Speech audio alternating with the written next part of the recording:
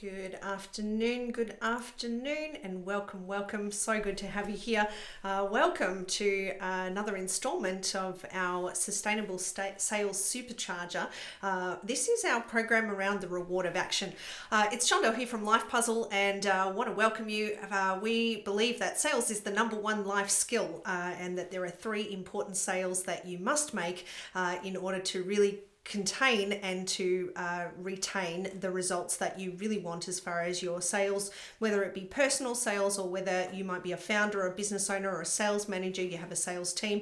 I wonder how many of you have noticed that sales can be lumpy sometimes, and no matter how hard we try to ensure that we're taking consistent actions and getting consistent results, that sometimes what can happen is we end up with what we call these lumpy kind of roller coaster results. And so if you found yourself or your sales team in the last few months, or perhaps even in the last year or so, experiencing a lack of results where there's the economy that's being blamed, or perhaps client certainty, and you're not really sure what to do with it and to do about it, then I know that this is the lesson for you. So as we get into today's session, I want you to think back to what your results have been like over the last couple of months, and what have you seen in terms of marketplace tempo. What are some of the things that you've been picking up as being the challenges that are coming up for you and your team in the way in which you're relating to your clients, in the way in which your prospects are responding to your deals, your offers,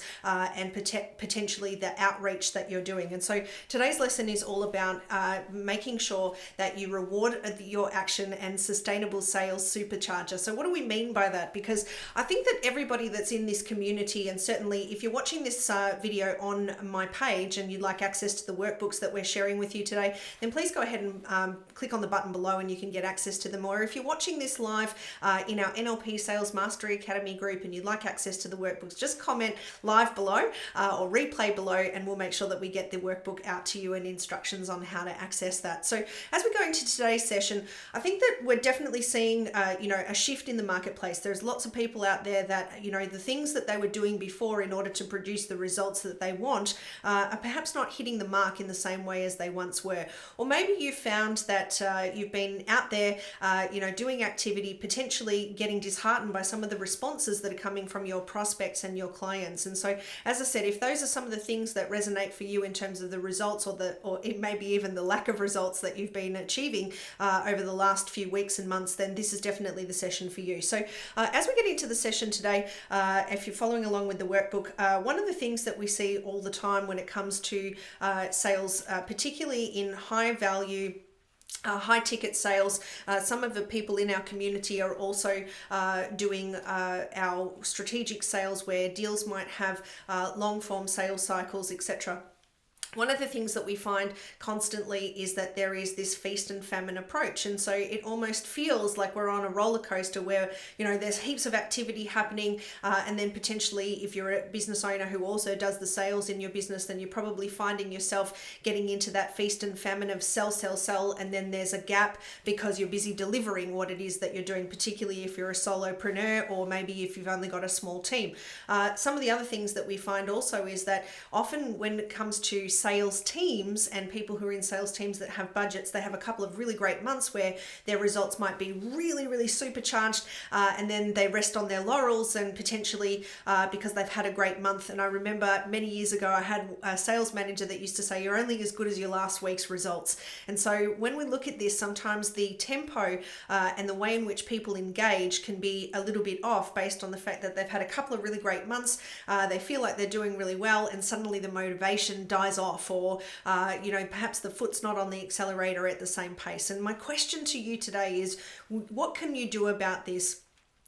You're probably sitting there thinking that there's not a lot you can do about it, but I'm here to challenge you on that thinking and to tell you that there is something that you can absolutely be doing about it. And first and foremost, I want to have a look at what causes some of these feast and famine or roller coaster results. And so as we look into that, often what we see is that there's an inconsistency in terms of the way that people approach their activity, but also an inconsistency in terms of the way that they leverage their sales. And this is tied into human behavior and how we operate. And so I want to share with you just a little quick story for you about a client that I worked with a number of years ago. And so one of the things that we know about the way in which we're driven with our motivation and our behavior comes a lot from our values and what drives us. Now, what drives us and our values, when we talk about this in the context of NLP or neuro-linguistic programming, is really about what's important to us. And what a lot of people don't recognize and know is that what's important to us generally drives our behavior. And sometimes we can have values that we believe are potentially really good for us, and they sound like really nice values and they seem really good. But the challenge is that they don't actually drive the behavior toward what we want to create. And so I'd like to share with you a little example of someone that I worked with a number of years ago who had this lumpy sales cycle, and so, or these lumpy results that were happening time in and time out. And when we looked at his P&L over a period of a couple of years, we actually saw that there was a number of months where he was, really doing very well in terms of his sales results and closing lots of deals. And then there'd be 1 or 2 months where everything would die off. And what we recognized when I started to really get some ideas around what was happening, asking some questions, getting a sense of what was happening, was we actually discovered that there was a serious away from motivation. Now, if you've never heard of that before, or you're not sure what I mean by away from motivation, I'll give you a little bit of an understanding around what was going on here. So this particular owner had a value of remuneration, and remuneration in the context of his business was about being paid for doing good work and being profitable in that context. And so obviously he was extremely driven to bring new clients on board and to get more people into his community and into his products and services that he had to offer. The challenge is that because he was driven away from what we call poverty, or what we might call not having enough money, what would generally happen is he would be in a position where he was extremely motivated to get some deals on the board, to make some deals happen. And then when there was money in the bank, or there was a lot of sales posted for the month, that motivation died out. And so the reason for that was because he was focusing on not being in poverty or not having not enough deals. And so the focus was on not enough deals. And so that would push him away from the potential of not having enough deals or being in poverty. And that was the unconscious belief system. And so he would maintain his activity, go out there and get deals, close clients, put proposals on the board, speak to people, and really, encourage his sales team to do lots and lots of activity. The challenge is that when there was lots of dollars on the board, he would then lose the motivation and feel a sense of relief that he was not poor, or that he was not worried about results. And so one of the biggest challenges about what we call an away from motivation is generally people will only take action for as long as they put enough distance between themselves and the pain.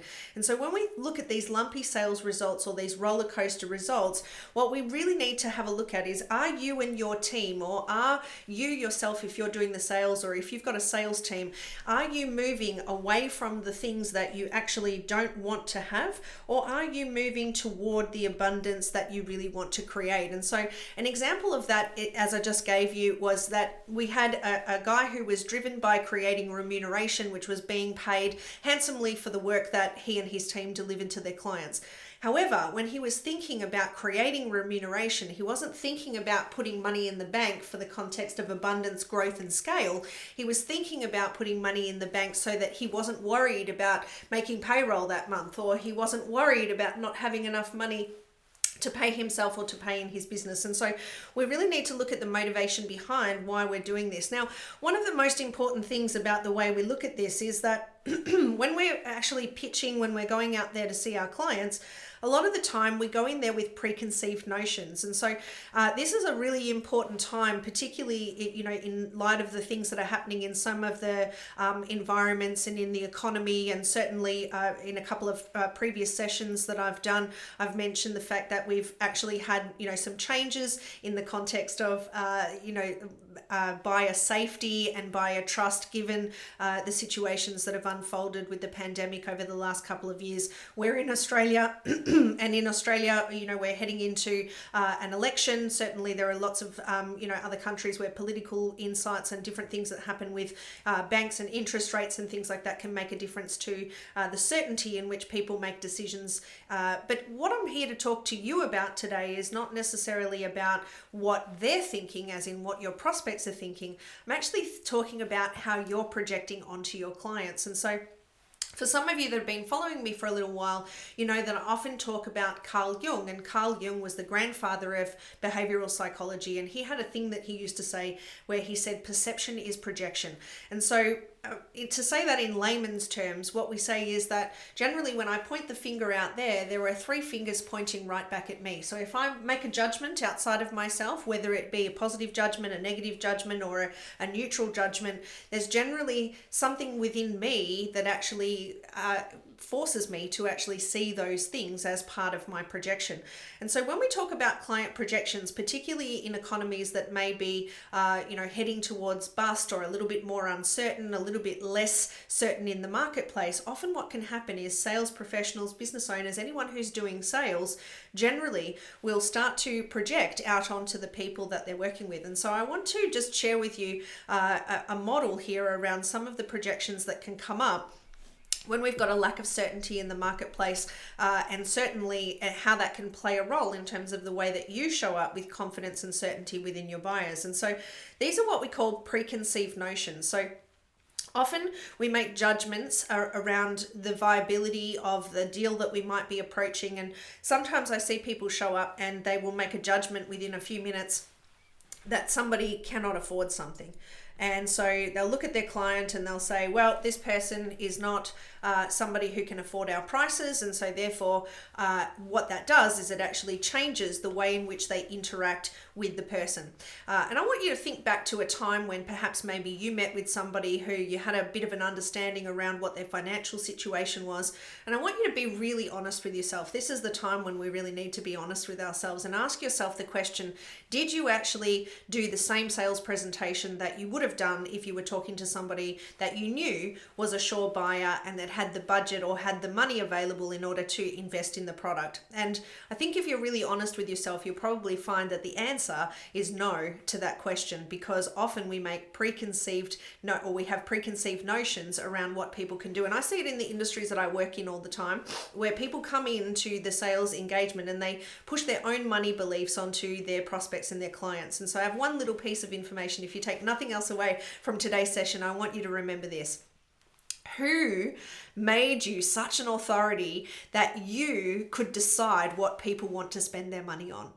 And you need to stop that right now, because what one person values and where they see the value proposition can be completely different from you, and can also be completely different from the next person. And so one of the things that's really challenging about you having preconceived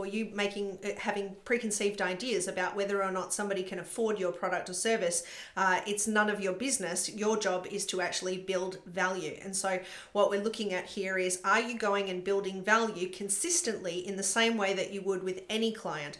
And so on the other end of that spectrum is we have somebody who is potentially able to afford that, but we might look at them as being stingy or that they don't see the value. And so, for example, if the resources that they have available are that they can afford it, but perhaps maybe they don't see the value, then we might look at that and say, oh, well, that person, is not going to spend it's not going to spend money on this because they don't see the value on it. Now, first and foremost, you as the salesperson really need to be actually understanding that it's your job to actually build value and to ensure that people are making the correlations to the needs that they have to the value that you actually offer. And that's part of the 5 steps to sales success. And you'll uncover that information as you ask really good quality questions of your clients in order to identify what are the needs and what are the cues that help them to buy. And so if you go into a client meeting where you have a projection on your client where they can afford it, but they're not going to see the value, then that's also going to impact the way in which you sell to them and how well you build that value, because you've already decided in your mind's eye whether or not this is a deal that's going to move forward. The next area here, when we start to look at clients that are potentially abundant, you might look at someone who actually has, the cash available to be able to invest in your product or service. They're extremely abundant, but there might be timing issues, etc. In which case, then that can impact a lot of sales professionals that we work with, where they don't stack the value, they don't look for flexibility in the way in which they approach the sale, and they often can, provide discounts and things like that in order to try and get things moving through, where they're giving away profitability in a place where they don't actually need to. And so it's really important that as part of the stacking value process, that you get clear on what it is that you want from your clients, but you also understand the value in which you're delivering and where that may play a role in their life. And it may not always be directly related to the product that you have available. And then, of course, the last quadrant in terms of our client projections is someone who not only sees the value, but they see it as an investment, and the ability to return on that investment. And so when you're asking them to invest in your product, often what we find is that people we project onto, that we think they can't afford it, they talk about costs as opposed to talking about the investment and the return on that investment that's going to come as a result of investing in your product or service, or engaging with your company and in that delivery process. Now, there are two elements, and as we say at Life Puzzle, we believe that sales is the number one life skill. And that first sale that we make is the sale that we make to ourselves, which is about our worth, our value, our ability to deliver our message congruently, knowing that we can create the outcomes that we want. And so what we just talked about here in terms of the way we project onto our clients, it's effectively got to do a lot with what you're projecting based on what's in you. And so, as we say, when we point the finger out there are three fingers pointing right back at us. And so if you believe that perhaps your client can't afford that, then where is the reservation within you? Now, I talked about the client who was moving away from poverty, and so we observed their P&L over a couple of years and saw that there was this incredibly lumpy cycle that was going on that actually had a trend to it. The trend was busy, or great results, and then a real slam in terms of, or a real sink in terms of the results that they were getting there. And so as we look at this, we start to look for the triggers. And in this case, with that particular client, the projection was that they were expensive.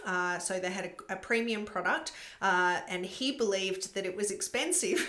And so he was projecting this idea of the fact that his product and service was expensive to his buyers and his prospects. And so therefore his sales pitch was being impacted significantly. He also was buying into the beliefs of his sales team, where they were projecting their own beliefs onto clients, where it's like, it's not the right time, people aren't prepared to make this cost, or to put this cost on their P&L at the moment. And instead of looking at it from the perspective of, these people have a need, they've already identified that because we're having a meeting with them, we're putting a proposal together, and it's just a matter of time before we actually marry up their needs with what we have, and the value is how we bridge the gap between those two things. So the first area of our sales, or the three sales that we need to nail, is the fact that we need to nail the sale with ourselves. So, do you believe, have you made the sale to yourself, and do you believe that you have what it takes in order to create the activity and the action and everything that you want? Or are you projecting onto your clients in an inappropriate way? Are you expecting them to be something different from what they are, and potentially bringing that into the sales conversation inappropriately? Now, the second area actually relates to what we do with our activity. And so as we look at what we're doing with our activity, today's session is called the reward of action. And so for some people, I know that they're out there with a positive mindset, they're projecting the right things onto their clients, they have the expectation that their clients are going to, be delighted to enroll, etc. And then they're just waiting for things to show up.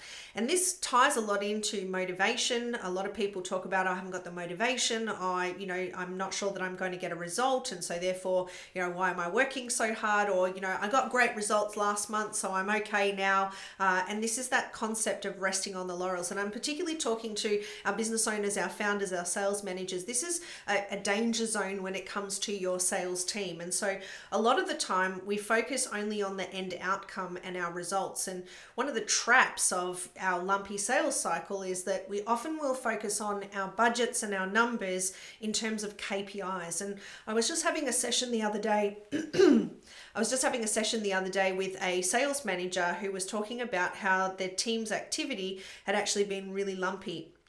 And we got talking about what he was doing to guide them, and how he was actually instilling in them that they needed to do certain activities to get these results. And he kept talking consistently about their KPIs. Now, for those of you that are not familiar with the term, I'm sure everybody is, but if you're not familiar with the term, KPI is a key performance indicator. And generally, in a sales environment, we're often looking at a key performance indicator as being a certain budget that a salesperson needs to achieve per week, per month, per year, per quarter. We often look at our KPIs and say, well, this is the outcome that we need to get, and this is when we need to get it by. The challenge with a KPI though is that it is a lagging indicator. So generally, if I get to the end of the month, for our business owners there, if we get to the end of the month and we look at the P&L, and we might have had a goal to have $100,000 sales or $500,000 sales in that month, and we fall short, effectively the time in which we can influence that result is past now. And so this is what I mean by a lagging indicator. We generally look at KPIs and see whether we hit them or whether we miss them. Unfortunately, the only thing that a person can do then, if you're a sales professional, then you might look at your budget for the month. So usually most sales professionals will have a year-to-date budget that they need to achieve, and then it gets broken down into quarterly and monthly targets. And so you look at what it is that you're supposed to achieve for that month, you hit the end of the month and you realize that you missed it. There's not really anything that you can do in order to recover that, other than potentially sell more in the following month in order to make up the losses that you had. And so when we talk about the leading and lagging indicators, I think this is a really important concept around you knowing your numbers. And so, as I said, a key performance indicator is generally a lagging indicator, which means that people are getting to the end of their sales cycles or the prospective budget period, and they're finding, well, I didn't hit it, I missed the budget, in which case then that puts a lot of pressure moving forward into the coming months. And for a lot of people, that then creates another away from motivation, where it's like, I can't miss my budget again. And so that creates that inconsistency.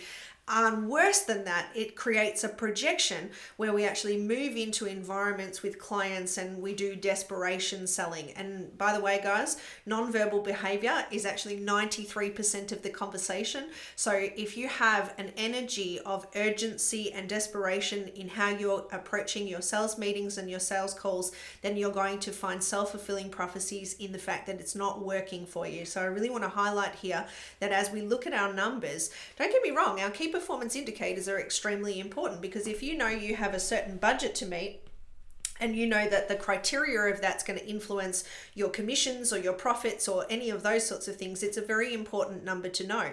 The challenge is that most people go through the month and they generally will be either flatlining their results or potentially being a bit lumpy in the stuff that they're doing, only to find that they actually fall short of the budget at the end of the month, and then they run like hell or potentially give up on trying to achieve that budget simply because their activity is lacking. So what I'd like to highlight today is, how are we actually approaching our leading indicators when it comes to our sales process? And this is one of the things that we do extensively in one of our programs called Confident Conversion, 90 Days to More Cash, More Clients, More Impact. We look at what are the things that we're doing in order to make sure that our key performance indicators are met, and that we're checking in on those things along the way. And at Life Puzzle, we call these the critical drivers. And so our critical drivers are effectively activities that we do that, when done consistently, will produce a particular role, a particular outcome. And so, for example, if you know that you have to make X number of sales in your budget, and that generally you have an idea that you need to speak to a certain number of people. Now, depending on your sales cycle and the investment that people make in your service or your product, depending on what are the general lead times for getting deals through, the critical drivers can be impacted differently based on different industries, different sales professionals, different sizes of deals, and different levels of the sales cycle. But what's really important is that we know that it goes dream, goal, plan, action. And for a lot of people, the dream might represent the year-to-date target, the goal might represent the quarterly result milestone, then we've got our plan around what we need to do on a monthly and a weekly basis. But what a lot of people fall short on is the activity that they do on a daily basis, and they don't define those things. And I find that I'm meeting with sales professionals, business owners, people who are in the sales frontline, are needing to get deals in what they're doing, and they're doing so much stuff, right? So, pop me a little comment in the comments if you feel like you're doing stuff all the time, but it's just not getting you a result. And the challenge with doing stuff all the time and not getting a result is it feeds this idea of that away from communication or that away from motivation. And so when we've got a lot of away from motivation, we get inconsistent results. So when we talk about doing a lot of stuff and not necessarily getting a result, my real thing that I really want to highlight for you today is that you want to be sure that the critical drivers that you're allocating for yourself or for your sales team are the activities that are actually going to contribute to the key performance indicator. Now, I used to do a lot of work with really small micro businesses, and I can't tell you how many times I spoke to a business owner, a solopreneur, that was talking about all the blogs that they needed to write, that was talking about all the social posts that they needed to do, all the things that they needed to do to put stuff together for the graphic designer, to design a brochure, all these different activities that kept them busy being busy, and none of those things were actually contributing directly to the KPI that they had of the sales that they wanted to make in that month. Now, when we take this to a bigger business and we have sales teams that potentially are, busying themselves with lots of emails, or, potentially they're sending text messages to prospects, they might be doing potentially posts on LinkedIn and things like that. The question you've got to ask yourself is the activity that's keeping your team busy in direct correlation to the result that you want them to produce? And for a lot of businesses, when it comes to KPIs and it comes to critical drivers, they either don't have any critical drivers that they know contribute to the outcome, or if they do, they don't measure them in a way that they understand the ratios between what they're doing. And so your critical drivers ultimately have to be things that are directly going to contribute to the budget. Now, what might some of those things be? Well, it might be the number of meetings that you actually hold with prospective buyers, people who are qualified. It might be the number of people that you actually qualify as part of an initial telephone conversation. It might be the number of proposals that are actually submitted, and it might also be things like calls that are made. Like, for example, a lot of the teams that we work with had very, very slow sales cycles, meaning that they might have a proposal out for 2 and 3 months at a time. In fact, we did an in-house training program a number of months ago, where we went into this particular business and they had a number of proposals out. They were very good at accelerating the sales process. When they had an inquiry, a prospect, they qualified them well, they put together a proposal, and then it seemed that there was a huge lag in the sales cycle where it would take sometimes 1 or 2 or 3 months even from that proposal to then turn into a closed sale. And one of the biggest challenges that we identified, and this was done by looking at critical drivers, was that the sales professionals were sending off the proposal with an email and then trying to get in touch with that person in order to run through the proposal. We did a simple process of actually inserting a step where they book a meeting from a meeting, and instead of just flying off the proposal, we actually got them to book a meeting to present the proposal, to address any questions that the person may have, and then also agreeing on a time frame in terms of when it was going to be revised, or if they needed to book another meeting to present to the board or to come forward and share information that they may have once they'd taken it to the higher authorities that were involved in the decision making process. This one step alone, building into the sales cycle with this critical driver, simply made such a significant difference that the lag time between raising the proposal and getting the sale on board and the contract signed and the client enrolled and in the delivery cycle went from being 3 months sometimes to right down to 2 to 3 weeks as being their average deal cycle. So do not dismiss the importance of understanding the critical drivers that are right for the activity and the budgets. And of course, if you guys are interested in learning some more about this, or perhaps you'd like some help with this, right here we have an opportunity for you to book a 15-minute power call with either myself or a member of our team. If you're a founder, sales professional, or a business owner that's turning over around 30K a month or more, then there might be just a few strategies or a few tactics that we can give to you that, or well, not, there might not be, there might be be, we can definitely give you some strategies that are going to allow you to really take this to the next level. So we'll take a look at what's working in your sales and your delivery systems, take a look at what the budgets are versus what the KPIs and the critical drivers are, and really uncover the number one bottleneck that's restricting you from getting the growth and holding you back from scaling to that next level and getting that consistency so you can get off that roller coaster ride as far as your sales are concerned. I want you to say goodbye to lumpy sales, because lumpy sales are, headaches both for sales professionals and business owners. And one of the key things that relates to our critical drivers as well is that generally when we understand the critical drivers of our business, we actually start to understand how do we increase the percentage ratio between each of the stages of the sales cycle. So for example, for a lot of people, they find that their suspects people. Oh, thank you so much. Appreciate that. So what we often find is that we have people who turn up in our funnel at all different stages of the sales cycle. And so generally I'll say that we have suspects. So those are people who may have a need, they're kind of interested in what we have. Maybe they engage with your social media. Maybe they like your articles, or they follow your blog, or perhaps they follow along with your videos and things like that you do, or maybe they follow your company. And so we know that suspects are people who aren't necessarily buyers. The other thing that's really important to note here is that a lot of business owner sales professionals will confuse a suspect with a potential buyer, and they don't understand the difference because they don't know their critical drivers and how to actually move people through the funnel.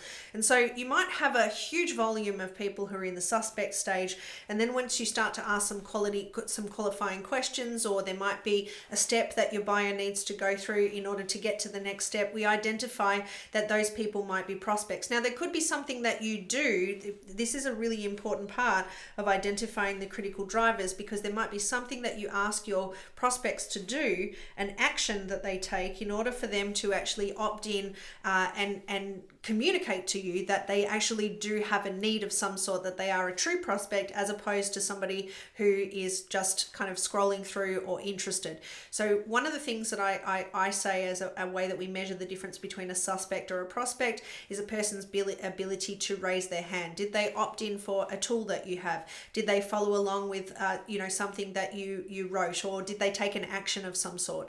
And so generally this may or may not be at a point where someone might have a call with you, or that they might have an appointment. The next aspect is what's the action, and what are the ratios in terms of the percentage ratios that we want to move through.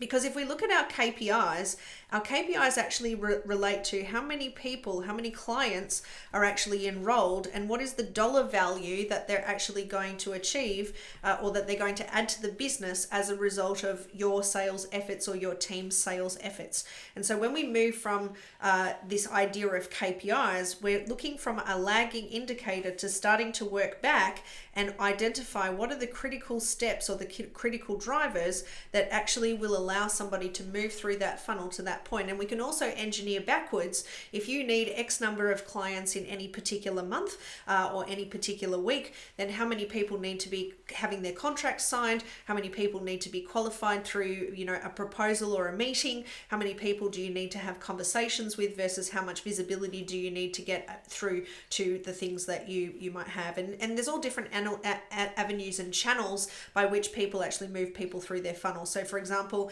we work with businesses that make 100 cold calls a day in order to generate appointments, and that appointment then gets generated into finding the need, linking the need, turning the person into a qualified buyer. That qualification then turns them into somebody who might be interested in signing contracts and then trading with the organization.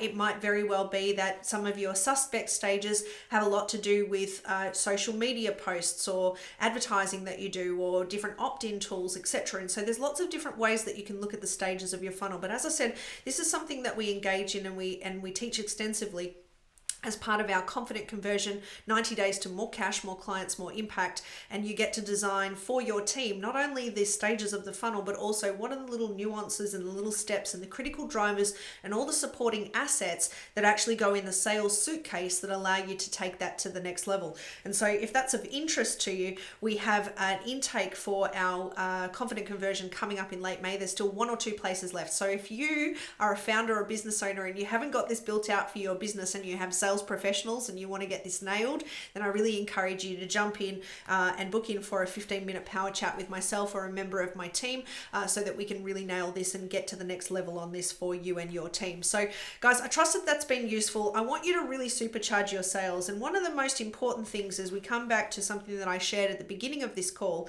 is that if you really want to get off the feast and famine roller coaster of sales, the first thing that you want to do is you want to make sure that you change your motivational focus away from all the things that you're not wanting or afraid that you will not produce or not want, or what you're wanting to avoid. So the first thing you need to do is ensure that you're changing your focus from having an away from focus, trying to move away from the pain that you don't want as a sales professional or a business owner, and start moving your motivation and your intentionality toward the things that you really want to create. What if you made the next phone call by saying, the person who answers this phone, what if you had this belief system in your mind as you made your next phone call? This person who's about to answer this phone needs what I have, and it's just a matter of time until they realize that this is the thing that they have absolutely been waiting for. And they were really excited to hear from me today and excited in moving to the next step. The focus of the results that you create in terms of your awareness and moving toward what you want to create is the very first step. In fact, I'll share with you that when I was a full-time sales professional for organizations, I made a lot of cold calls in the beginning part of my career. And one of the reasons that I truly believe that I was really good at cold calling was the fact that I would, before I dialed the number of the person that I wanted to talk to, I would imagine myself hanging up the phone, putting that appointment in my calendar, and that the person was delighted to hear from me and that I'd caught them on the best day and that they'd been looking for someone like me to speak to.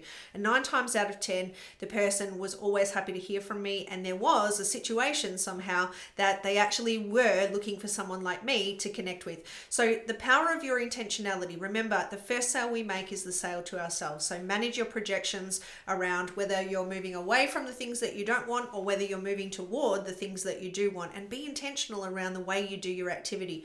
The second thing is to be really clear on what your KPIs are, but yes, you need to actually then drill that down further in terms of what is your critical driver or your set of critical drivers that you do consistently every single day that will lead you to that result, and how can you put your projection into those things in a way that is toward and focused on what you really want to create.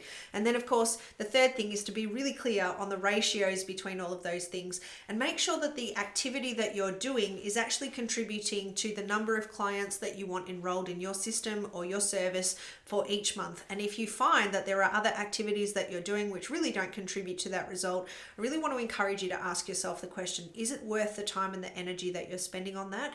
And is it actually worth the stress that it causes you in terms of not having enough time? So guys, I trust that this has been really useful. If anyone on the call is interested in having a chat to either myself or one of the team around our Confident Conversion program, or even if you want to jump on a power call, I know that there will be a number of different things that we can share with you that will give you the ability to take your results and your team's results to the very next level. So thank you so much for tuning in today. If you want access to the workbooks and you're watching this in the Facebook group, then please go ahead and comment below and we'll ensure that we get those out to you. And if you are watching this on my page, then just make sure you click the button below and you can actually get the workbooks and fill those in as you go through this session again. So guys, thanks for tuning in. It's Shondell from Life Puzzle. Until we meet again, be well and be empowered. Bye for now.